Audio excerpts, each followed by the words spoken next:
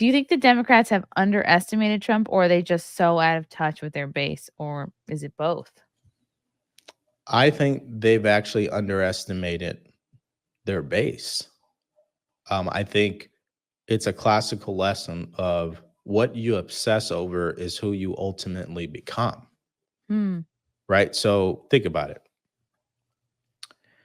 If you have a bad breakup and you're so obsessed with your ex that you won't let them go, who do you become? You literally become your ex, right? Because you that all you do is you think, you talk, you keep going back to it. You literally become the thing that you're obsessing over.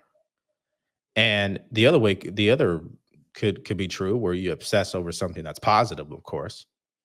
Um, so my point being is that the Democratic Party they have obsessed over Trump so much that they have become the very thing they accuse him of being or doing.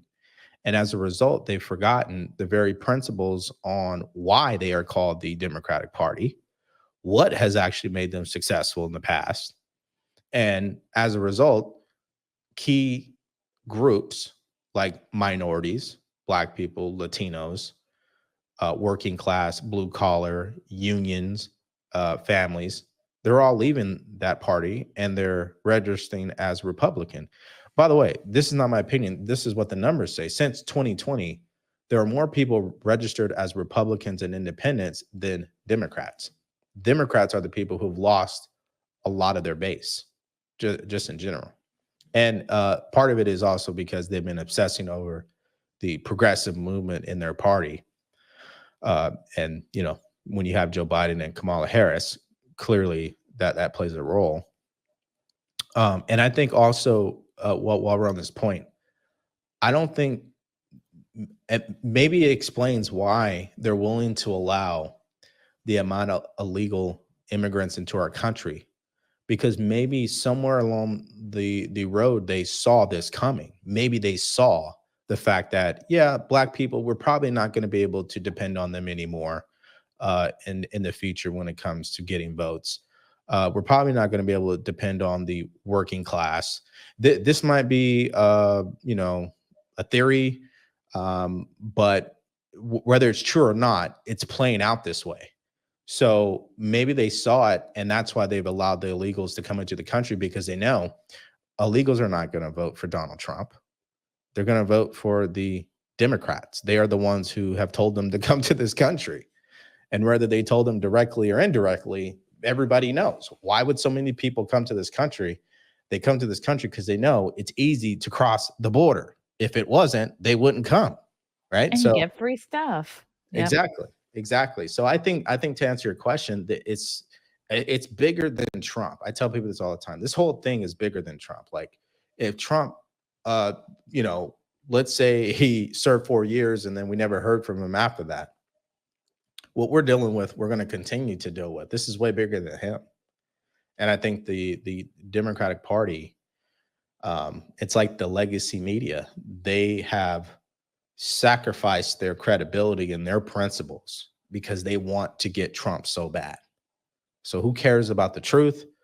Who cares about who cares about taking care of the working class? What's our number one priority is making sure Trump doesn't make it back to the White House. That right there is just a sad thing.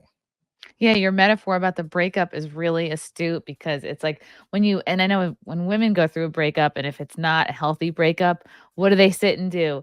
They're on Instagram, they're checking out they kind of keep tabs for a few Mhm. months, and they start looking, who is he dating now? Maybe they compare themselves to that person, or if they don't know who they're dating now, they're just sort of racking their brain like, oh, what version of myself could I have been that would have kept me from being dumped. And I wonder if the legacy media is going through that now, like, oh, what version of us do we have to be to keep the viewer, to keep the American public's attention? And it's like, there is no version. It's like the people are just done. And it's like Right. they're thinking like, how much should we hate Trump this way? Should we shit talk him this way? Like, what can we do to get you guys back? And people are like, no, we're just done.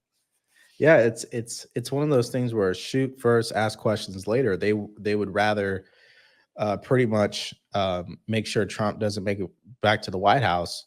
Who cares about the truth? Who cares about what's right or wrong?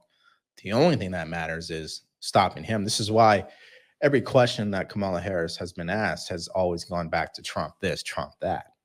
I mean, it's just it's frightening that our political leaders can become this obsessed with Donald Trump that they forget to literally do their jobs. Yep. You know, and this is even Republicans. I mean, they have been guilty at not doing their jobs either, which is why you're talking to someone who truly believes that if the Republicans had their way, he wouldn't be the nominee. They would have put someone else in there. But it's the people. It's people like me, you, and whoever else supports him that voted for him in a primary, which Kamala Harris did not get that luxury, of course, that have put him in that place. And I don't think Republicans even like it because they're establishment. They don't like that someone's an outsider who really is trying to put the interest of Americans first. And that's why there's so much resistance and fight against this movement, because it does challenge, everything about them and what they believe in. Yeah, it challenges both sides. That's really interesting. Love you guys. Thank you for the chats. Thank you for the comments. I will see you guys tomorrow. Bye. Bye. All right. Love you guys. God, I don't even want to leave. This candle smells so good. I don't want to leave. All right. Love you guys. Talk to you soon. Bye. Love you all. Join the Discord. Feet. Love you all. Wow. You guys are awesome. Love you, get it. Bye, guys. Bye. Now I'm really leaving. Love you. Bye.